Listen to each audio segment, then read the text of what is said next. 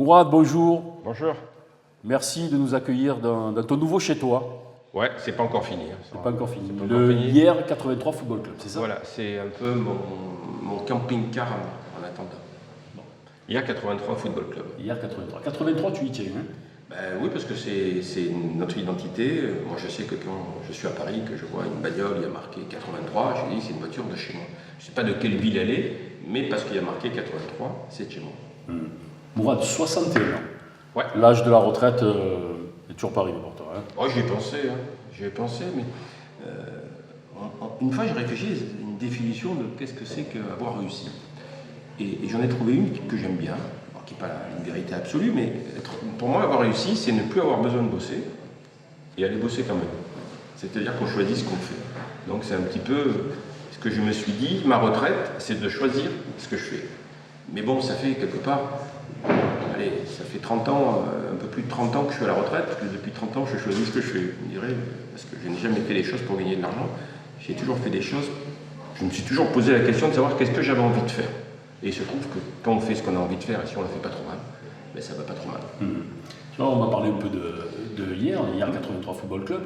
Tu dis souvent que dans toutes tes aventures professionnelles, tu as voulu raconter une histoire. Alors au sens noble du terme, hein, pas raconter des histoires. J'ai été éditeur pendant plus de 20 ans, Ouais. et donc j'ai fait que raconter des histoires pendant plus de 20 ans.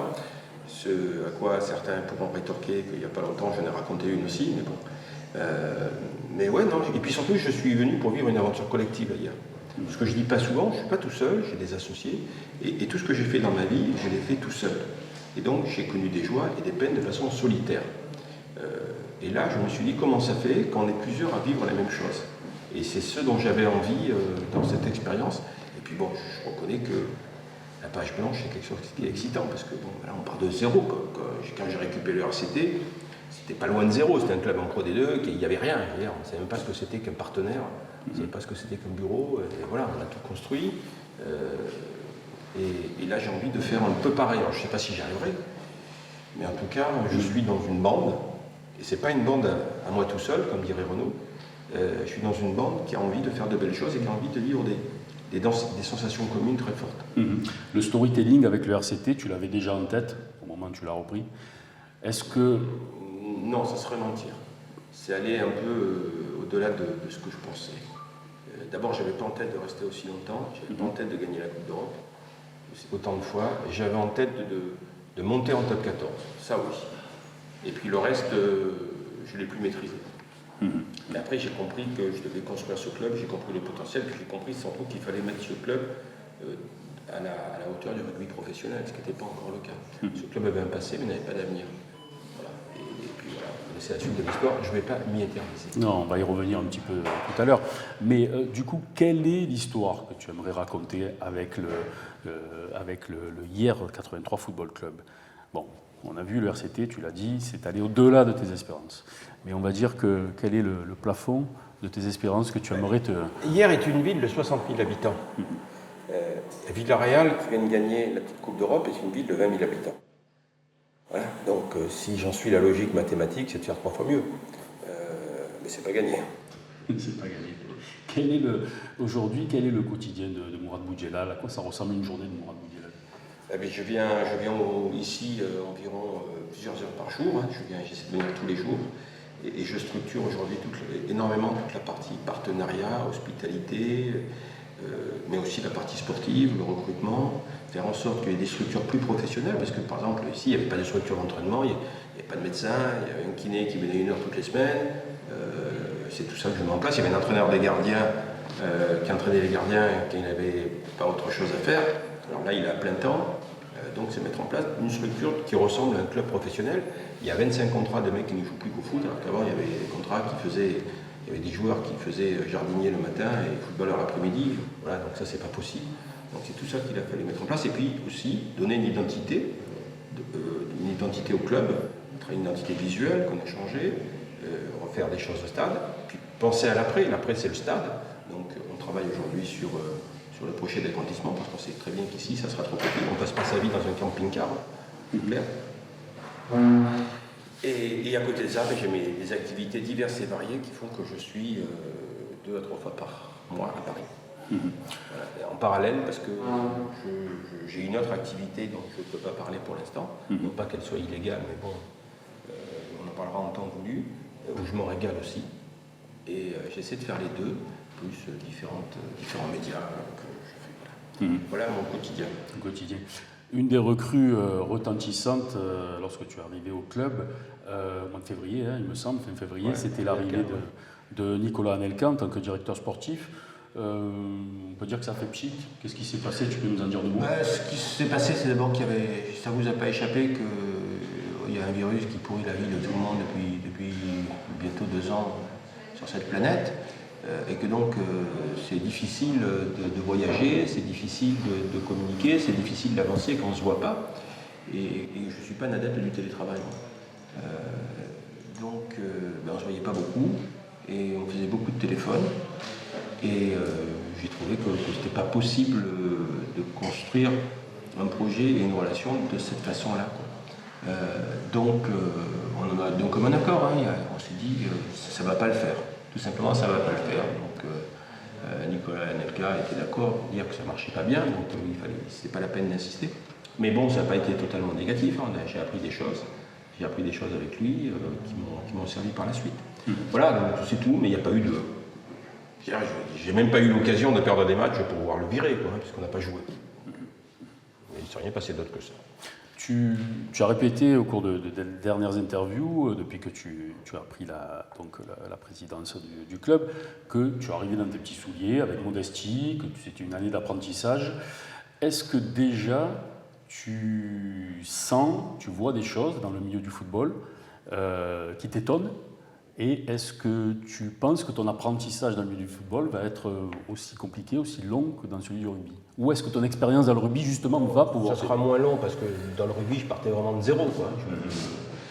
Qu'est-ce qu'il y a dans le football? Alors d'abord, le football a un rôle sociétal énormissime. Je veux dire, le nombre de rebeux qu'il y a dans le foot, c'est assez impressionnant, et de renois. C'est dingue, c'est marrant. C'est vrai que dans le rugby, il n'y avait pas ça, et je trouve ça bien, je trouve ça plutôt bien. C'est vrai aussi qu'il y a beaucoup je ne pensais pas à ce que j'ai découvert en fait. Je pensais pas qu'il existait ce monde parallèle. En fait, il y a le football. Moi, l'image du football que j'avais, c'était la Ligue 1, la Ligue 2. Et en fait, il y a toute une économie à côté, dans des petites divisions, avec des mecs qui sont footballeurs à plein temps, mais dans des salaires bien moindres.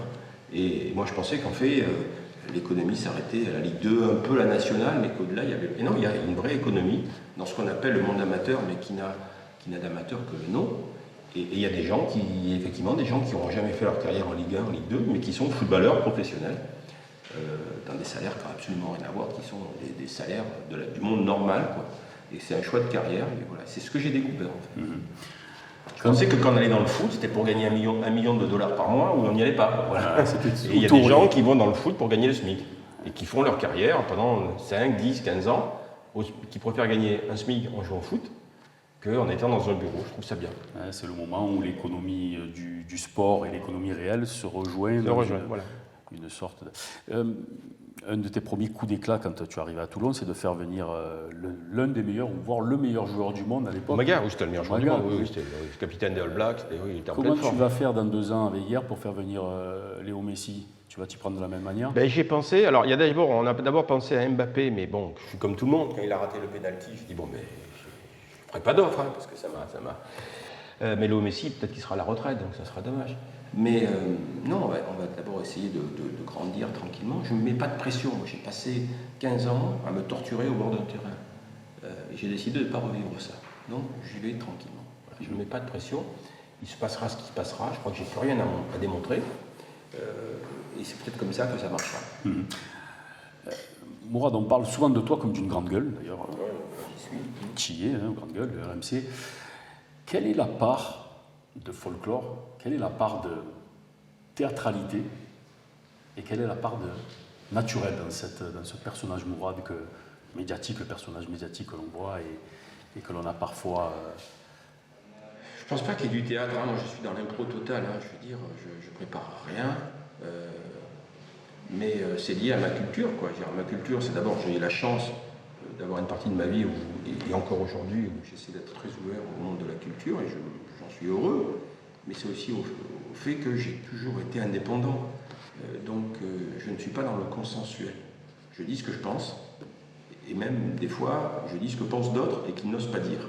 Voilà. Il y a des gens qui vous disent, par exemple, je suis arrivé dans le rugby, qui me disait, qu'un président disait, ah non, mais nous, Umaga, c'est pas notre culture. C'est ce qu'il dit. En déchiffré, ça veut dire, on n'a pas les moyens de se le payer. Voilà.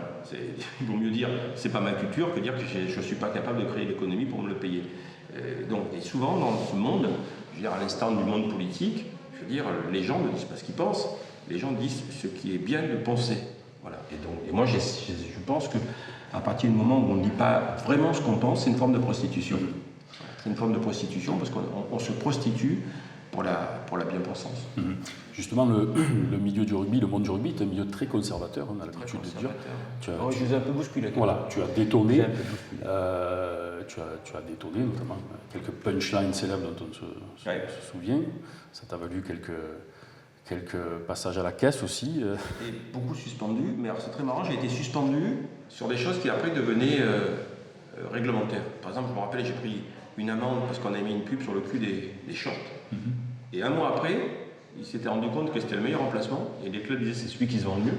Donc c'était toléré. Et en fait, mon amende avait permis le truc.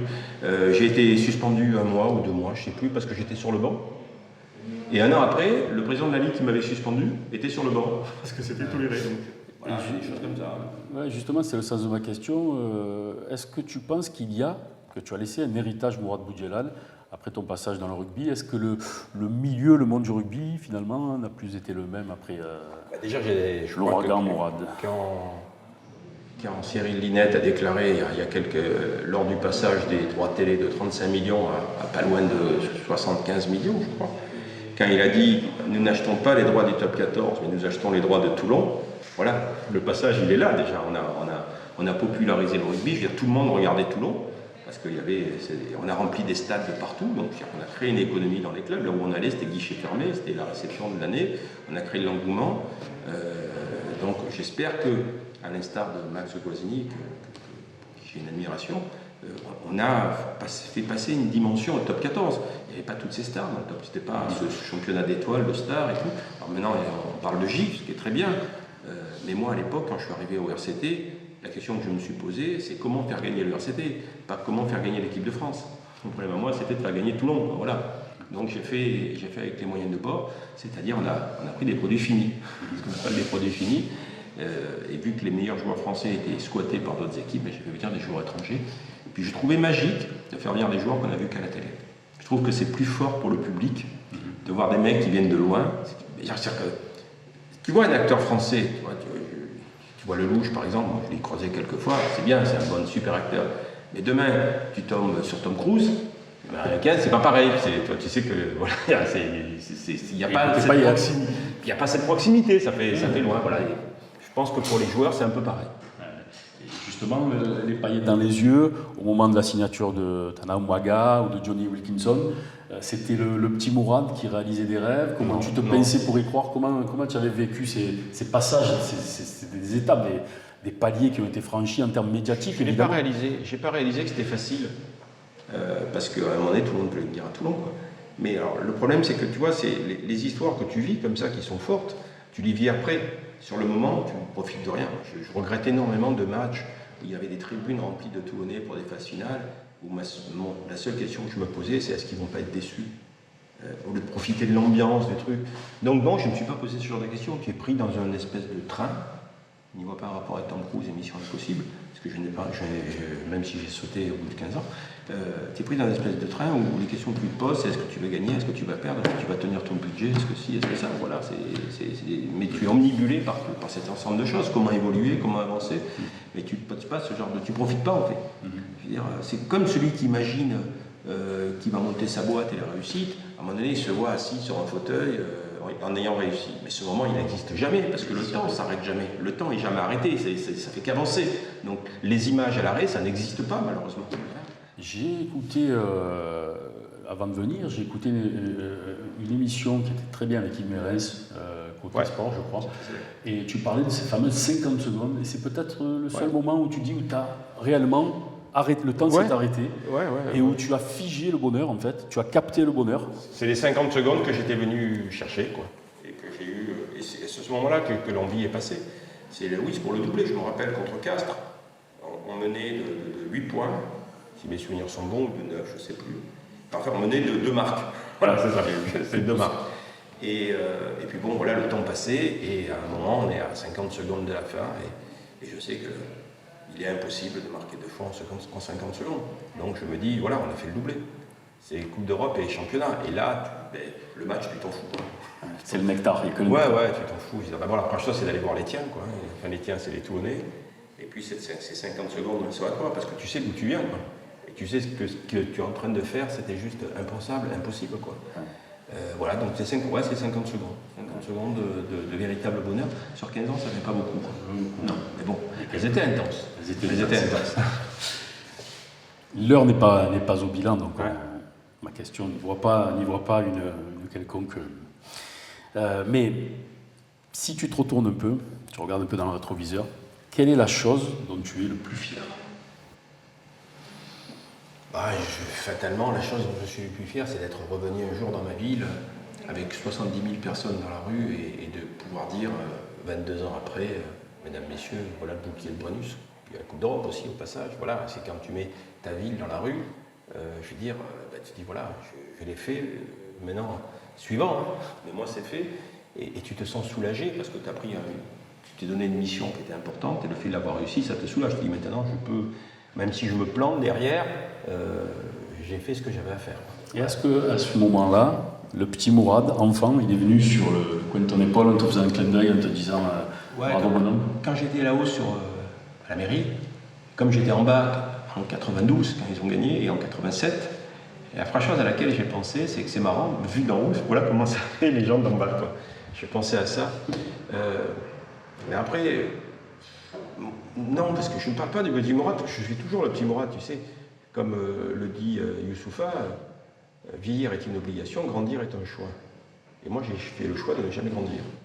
Donc, c'est ma position. Je suis resté un gamin et je suis comme Alain Chabat dans le film Les Gamins, quoi. Je resterai un gamin toute ma vie, quoi. C'est un choix je ne peux pas prendre des choses. Je peux faire des choses sérieuses, mais j'ai du mal à prendre la vie au sérieux pour une raison simple, c'est que on est sous l'illusion du temps et que je connais la fatalité des choses.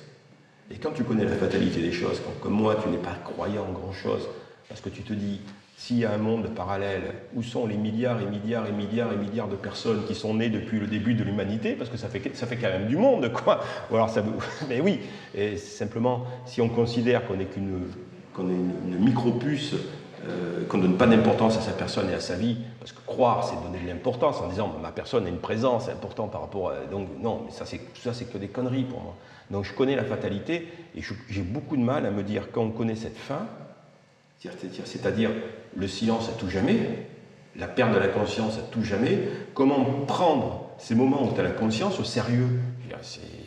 Ça me semble hallucinant. Comment il y a plein de choses dans la vie de tous les jours qu'on prend au sérieux, sur lesquelles on se fait du souci et tout, qui sont anecdotiques dans notre vie. Donne-moi les choses qui seront importantes quand tu seras mort depuis 2 millions d'années. Il n'y en a pas beaucoup. Hein.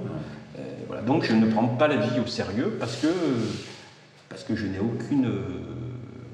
Je connais la finalité, quoi. Il y a des choses. Donc autant... c'est du théâtre, je veux dire, on joue un rôle, en attendant, tant qu'on a la conscience dans la vie, on joue un rôle, parce qu'on est tous des artistes ou des acteurs dans notre vie. Voilà. Plus ou moins conscients. Plus ou moins conscients, voilà. Mais on n'est que des acteurs. Voilà. Et avec tous les traumatismes, tout ce qu'on peut véhiculer, avec notre vécu, avec notre parcours social, mais surtout pas notre ADN. Voilà. Moi, je fais partie des gens qui pensent qu'on est le résultat d'un parcours social et pas d'un parcours génétique, comme le pensent certains en ce moment. Voilà. Que si tu prends n'importe quel être humain sur la planète, tu le fais vivre dans les mêmes conditions, tu as le même résultat. C'est pas sa couleur de peau qui fait le résultat, c'est pas son origine. Voilà. C'est son contexte. C'est son contexte. Moi je suis là-dessus, ce sont mes idées et je n'en démordrai jamais parce que j'ai raison. S'il y avait quelque chose que tu pouvais changer, qu'est-ce que tu ferais autrement? Dans ce que j'ai fait? Ouais. Alors beaucoup de choses. Beaucoup de choses. Déjà, j'aurais pas vendu à la personne à qui j'ai vendu. J'aurais été plus égoïste, j'aurais gardé l'appât financier. Voilà. Je regrette énormément parce que j'ai vendu une espèce de vautour qui, à part dire du mal de moi, ne fait rien et vit sur les acquis que j'ai mis en place. Voilà. il crée un tas d'actifs, il vit dessus en les niant. Voilà. Et ça m'a un peu énervé. Voilà, parce que je trouve qu'on doit avoir le respect du passé. Et il ne l'a pas. Donc je regrette à un moment donné d'avoir refusé une proposition qui financièrement me mettait beaucoup plus dans le confort pour un type qui a manipulé des choses uniquement parce qu'il avait une crise narcissique en voyant le podium que représentait le RCT. Voilà. Et podium qu'il ne mérite pas parce qu'il en a hérité, mais il ne l'a pas créé. Donc quand je suis arrivé, il n'y a pas de podium. Le podium, je l'ai construit. Et donc, c'est pas parce qu'on rachète une boîte qu'on rachète les compétences, qu'on rachète le savoir-faire. Donc aujourd'hui, il se retrouve sur ce podium, dans un concours de circonstances. Mourad, on est fin juillet 2021, il y a un an quasiment, jour pour jour. Tu te souviens quelle était ta préoccupation première, ce qui occupait ton esprit? Oui, je me souviens très bien, on parlait de l'OM. On parlait de l'OM. Oui. Ça fait partie du passé. Comment tu analyses un peu tout ce tourbillon dans lequel tu as été? D'abord, je ne l'ai pas vu venir, hein, pour tout dire. Je ne l'ai pas vu venir, c'était vrai que c'était un truc. Moi, je me rappelle quand je rencontre Ashwadi, Georges V, qui me dit voilà, j'ai réuni ici, j'ai réuni des fonds et tout, et est-ce que vous allez dire que. Donc j'écoute, moi. Je suis un peu impressionné parce que c'est quand même. Je suis dans un monde où la notion de l'argent n'est pas la même que la mienne. Et puis c'est un tourbillon derrière. Et après, je suis surpris par beaucoup de choses. Je suis surpris déjà par l'attitude d'Ashwadi, par son entourage. Avec des communiqués de presse incroyables. Ouais, ça c'est peut-être quelque chose que je regrette. Mais moi j'ai été toujours sincère dans ma démarche. Alors d'abord, moi j'ai lu qu'il y avait un type qui s'appelait Hérault, qui est très discret ces temps-ci, mais qui disait que je voulais racheter l'OM. Moi j'ai jamais voulu racheter l'OM, j'ai même pas la prétention. Il me parlait de moi comme un mytho. Je veux dire, moi, oui, si j'avais dit que je vais acheter l'OM, j'aurais été un mytho. Moi j'ai jamais dit que j'allais acheter l'OM. J'en ai pas les moyens, comme Hérault d'ailleurs, et j'ai jamais voulu racheter l'OM. Que les choses soient bien claires. Moi, on m'a dit, on a monté un pool d'investisseurs pour acheter l'OM. Et tu vas les représenter. Voilà. Et je n'ai fait que les représenter. Ensuite, sur les infos que je donnais les infos comme données. Voilà. Alors, ce que je crois avec le recul du temps, c'est que, j'en reviens à ce que j'avais dit, qu'on ne peut pas forcer quelqu'un à vendre. Je ne suis même pas sûr que McCourt ait écouté Ashwadi. Je ne suis même pas sûr qu'Ashwadi ait eu McCourt, en fait. J'en sais rien. Je sais qu'Ashwadi, l'argent, il l'avait. Mais je ne sais même pas ce qui s'est passé en coulisses. Quoi. Je ne sais même pas ce qui s'est... Le temps, apparemment, la chose que je pourrais dire, c'est que j'ai presque envie d'envoyer une facture à McCourt, parce que ça a quand même fait du bien à l'OM. Ils se sont un peu réveillés depuis. Longoria fait quand même du bon boulot. Et je trouve ça prouve que j'avais pas tort, surtout quand je disais que le boulot avant n'était pas bien fait. Voilà, le boulot est bien fait là, et voilà, on va dire peut-être que j'aurais dû envoyer une facture de consulting. Je le ferai pas, mais, parce qu'elle a beaucoup de chance d'être impayée. Mais voilà, j'avais pas tort, parce qu'on voit quand il y a un président qui bosse, ce que ça fait. Question cash, est-ce que tu as le sentiment aujourd'hui d'avoir été baladé ou à tout le moins un peu utilisé? Est-ce qu'on a utilisé le nom? J'ai été un peu utilisé, ouais, c'est sûr. J'ai été un peu utilisé, mais je me suis laissé faire. J'ai une part de responsabilité, mais ce qui est sûr, c'est que la volonté de racheter le club était là. Ça, c'est une certitude, et c'est pas cache-car, comme on l'a dit, comme je l'ai lu, l'argent était là. J'ai quand même rencontré, j'ai vu des circonstances, mais comme je l'ai dit pendant quasiment toute l'année, la volonté de vendre n'était pas là. Et c'est vrai que moi j'ai cru que c'était du bluff. Je pensais que McCourt était un joueur de poker. Et pas du tout. Non, et je l'ai dit, redit, il ne voulait pas vendre. J'étais certain que en fait, que dire je ne veux pas vendre, ça veut dire je veux plus. Et monter. Non, c'est. Mais qu'on était dans une partie de poker. Oui, mais non, c'est là où j'ai mal mesuré la volonté de McCourt de ne pas vendre. Pourtant, au-delà de tout ça, de toutes ces péripéties, on se rappelle des fax envoyés, enfin des mails à 3h du matin, etc. Ah, mais moi j'étais pour rien, j'ai découvert des communiqués de presse, mais qui étaient lunaires. Tu essuyais les plâtres après derrière dans les médias. C'était lunaire, et on en mettait la responsabilité. Ouais. Non, mais c'était hallucinant ce que c'est. Les deux mecs qu'il avait pris, je vous dis, les conneries qu'ils pouvaient écrire, c'était d'une hallucination complète. C'est surréaliste. Et je me demande même si ces deux mecs, dont j'ai oublié le nom, n'ont pas aussi fait partie d'une manipulation, parce qu'eux, ils facturaient. Donc, est-ce que leur intérêt, eux, n'était pas de dire on avance, parce que plus j'avance, plus je facture? Est-ce qu'il n'y a pas eu un truc global comme ça? Quelque chose qui était plus ou moins prédéfini. Mais moi, ce dont je voulais te parler, c'est que au-delà de tout ça, hein, de toute cette fange dans laquelle tu t'es à un moment donné retrouvé, il a fallu que tu te démènes comme un beau diable dans les médias pour justement expliquer aux gens qu'il fallait séparer le bon grain de l'ivraie. Il y avait quand même un projet, le projet, en tout cas la philosophie du projet qui était mise sur la table pour un enfant de la Méditerranée, parce que le parcours de tes aïeux, je crois, c'est la Turquie, l'Algérie, mais sud j'ai de la France. 75% de sang algérien. Et 25% de sang arménien. Voilà, avec Donc, des grands-parents et tout ça, ça fait un bon français. Voilà. Et des grands-parents qui se sont rencontrés en Turquie, qui ont ensuite Ouais, migré en Algérie. mes grands-parents ont fui le génocide en Turquie. Ouais. Et ils se sont réfugiés en Algérie. Et ensuite, ça débarque, Dans le sud de la pour France. Chercher du boulot ici. Hein. Et... Bon, ils n'ont pas changé de prénom, ils ont gardé leur prénom, je suis désolé. Moi, j'ai 13 ans. Et voilà. C'est Monsieur Z. Et voilà. Mais ils ont gardé leur prénom, mais ils se sont totalement intégrés. Mais finalement, cette histoire avec Marseille, ce projet c'est la Méditerranée, ouais. c'est ce qui avait il y avait un sens extraordinaire Moi, dans la suite de ton parcours, en tout cas. Moi, j'ai été très sensible lorsque j'ai arrêté le RCT à tous les messages que j'ai reçus que je n'avais pas vus, qui étaient liés à mes origines. Il y en avait vraiment beaucoup. Mais ça, même des chanteurs de la musique urbaine, des tas de gens, mais que je m'étais rendu compte que j'étais devenu une sorte de papa, quoi. Et ça m'a énormément touché parce que vraiment, sincèrement, je ne l'avais pas vu. Et c'est vrai que sur le dossier Marseille, mais dans une société qui veut que les gens s'assimilent, alors qu'elle devrait simplement les inclure, elle devrait être inclusive. Et je me suis dit, il y a peut-être un rôle à jouer pour donner une autre image. Et surtout, moi je fais partie d'une génération qui n'a pas été une génération référente, ce qui fait qu'on a encore des soucis aujourd'hui, et je trouve qu'on a besoin de peut-être montrer qu'on peut tout réussir. Voilà.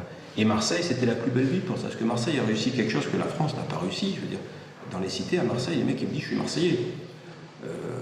Il y a des cités en région parisienne où ils ne disent pas je suis français, quoi. Et ça, je trouvais cet exemple magnifique pour donner une autre image. Ouais, cette dimension me plaisait beaucoup, mais donnait aussi beaucoup de responsabilités, parce que si tu te plantes, c'est encore plus dur, quoi. Ouais, et puis il y avait ça, et puis il y avait ce projet méditerranéen qui était de câbler un peu tous les pays, toutes les cultures autour de ce bassin. C'était le projet qu'avait aussi développé Ajroudi, et il avait raison. Il avait raison, oui, parce que Marseille, c'est la capitale de la Méditerranée. Tu aurais pu être le pape Diouf 3.0. Je sais pas, parce que c'était un grand président. En tant que symbole, En tout cas, la chose que je sais, c'est que j'aurais donné le meilleur de moi-même. Voilà, et que je savais que je me mettais en danger, parce que c'était hyper dur. Ça se trouve, si ça s'était fait, au bout d'un mois et demi, je serais parti en disant excusez-moi, mais j'y arrive pas, quoi. C'est pas exclu, hein, je veux dire, mais j'aurais eu l'honnêteté de le dire. Plus de 10 ans après la présidence de Pape Diouf à l'Olympique de Marseille, tu penses qu'il y a encore des plafonds de verre au niveau des institutions concernant ce qu'on appelle, moi j'aime pas trop ce mot, mais bon, les minorités visibles, les gens d'origine, on va dire, maghrébine ou africaine. Est-ce que toi, tu penses qu'il y a encore justement des obstacles à franchir et il y a encore des tabous à... Dans le foot, je sais pas, ça fait pas suffisamment longtemps. Dans le rugby, oui. Rugby, je veux dire, il faut être gaulois. Dans le foot, alors sur le terrain, non. J'ai l'impression qu'il commence à y avoir des présidents, alors dans les instances, je ne sais pas s'il y en a beaucoup ou pas, je ne me suis pas encore beaucoup intéressé, parce qu'on m'a dit un truc, et là je vais rassurer tout le monde, c'est qu'on m'a dit en National 2, si tu veux pouvoir vivre tranquille, il faut fermer ta gueule. Donc je ferme ma gueule. Sur les instances et tout, j'écoute le mode d'emploi. C'est ce qu'on m'a dit, c'est la seule consigne que j'ai reçue, donc je ferme ma gueule. Tu te l'as dit de bonté du coup, pour pouvoir voilà, la saison je prochaine. ferme ma gueule et j'espère que tout le monde en tiendra compte des efforts que je fais. Voilà. Et parce que je voudrais essayer quand même un peu de réussir. Donc je ne sais pas trop encore. Voilà. Dans le rugby, c'était un vrai problème. Quand je suis arrivé, c'était un vrai problème. Le rugby ne jouait pas son rôle sociétal. Il s'est rattrapé depuis. Mais je vois encore, par exemple, aujourd'hui, il y a pas très longtemps, j'étais la figure qu'il fallait tomber. Ensuite, il y a eu Moed Altrad. Je veux dire, quand il y a des mecs aux yeux bleus qui font la même chose que Moed Altrad, c'est pas du tout pareil. Voilà, c'est différent. Voilà. Ça, c'est clair. On va terminer un peu sur l'actualité de l'Olympique de Marseille. Bon, tu ne seras pas le président pour cette prochaine saison, hein, comme on l'avait pourtant nombreux, on avait été nombreux à l'espérer, hein, du côté des fans et des observateurs de l'Olympique de Marseille. Mais comment tu juges, je suppose que tu suis quand même l'actualité, comment tu juges un peu ce mercato qui est en train d'être assez intéressant, hein, de Pablo Longoria? Moi, j'étais plutôt sceptique sur Pablo Longoria par rapport à son âge. Et est-ce qu'on est, je le voyais plutôt comme agent de joueur ou directeur sportif que président. Bon, force est de reconnaître que le boulot est fait, quoi. Force est de reconnaître que le boulot est fait, que le recrutement est impressionnant, mais qu'en même temps, ça leur donne beaucoup d'obligations. Parce qu'une ville comme Marseille, quand tu fais un gros recrutement comme ça, donc tu envoies un signe très positif, elle attend un autre signe derrière qui est la victoire. Je veux dire, aujourd'hui, pour moi, Marseille est un challenger très sérieux au titre de champion de France. Donc, je veux dire, les gens n'accepteront pas que ça joue la 5e ou la 6e place ou la petite Coupe d'Europe là, sur la saison qui commence. Mais c'est bien. Les dirigeants se sont challengés. Là. Ils disent voilà, on annonce la couleur, même s'ils ne le diront pas d'un mot, on vise le titre. Voilà, on vise le titre. Et c'est possible parce que Lille l'a eu. Voilà. C'est possible parce que Lille l'a attrapé l'année dernière. Et donc je pense que ça peut créer beaucoup d'engouement dans la ville de Marseille. C'est une bonne chose. Lille en a besoin. Quoi. Donc, moi je dis que le boulot qui est fait est de qualité. Et je ne suis même pas certain que nous aurions fait mieux. Je vais être plus clair, donc là, j'ai absolument rien à dire. Voilà. Mourad modeste, Mourad Assagi, c'est le Mourad post-Covid C'est le Mourad qui veut monter en national. C'est le Mourad qui veut monter en national. Mourad, on s'est régalé. Qu'est-ce qu'on peut te souhaiter avant de se quitter pour la saison à venir? J'aimerais bien revivre quelque chose, des émotions un peu sympas, quoi, parce que dans le foot, je ne sais pas ce que c'est que gagner un match. C'est déjà commencer à en gagner un, voilà, voir comment ça fait quand on gagne un. Déjà marquer un but, voir comment ça fait quand on marque un but, parce que les essais, c'est plus rapide, il y en a plus dans le rugby, donc c'est moins fort en termes d'émotion. Donc voir comment ça fait quand on marque un but, ça c'est la première étape. Et puis après, c'est comment ça fait quand on marque beaucoup. Voilà. Donc je vais essayer de faire une belle saison, avec ce club en partant d'une page blanche et que les gens nous suivent, parce que c'est l'histoire que j'ai envie de raconter. C'est une histoire du monde d'après. Et le slogan n'est pas innocent, c'est que je suis persuadé qu'il y aura un après-Covid, je le souhaite et j'en suis persuadé, et que dans l'après-Covid, les gens auront envie de commencer une nouvelle histoire. C'est-à-dire que c'est une nouvelle vie qui va s'ouvrir pour nous, et moi on essaie de se placer comme une nouvelle histoire de la vie d'après le Covid. Rendez-vous le 7 août, c'est ça, première étape? À Lyon-Cuiseau. À Lyon-Cuiseau. J'en fais trop peu repérer pour les vacances. Mourad, au nom de toute l'équipe de SportMed, on te remercie, je te remercie au nom de toute l'équipe de SportMed. On te dit à bientôt. À bientôt. Sur les rectangles verts, sur les fils de caméra ou ailleurs. Porte-toi bien, Mourad, comme on dit chez nous, et à très bientôt. Merci beaucoup. Merci.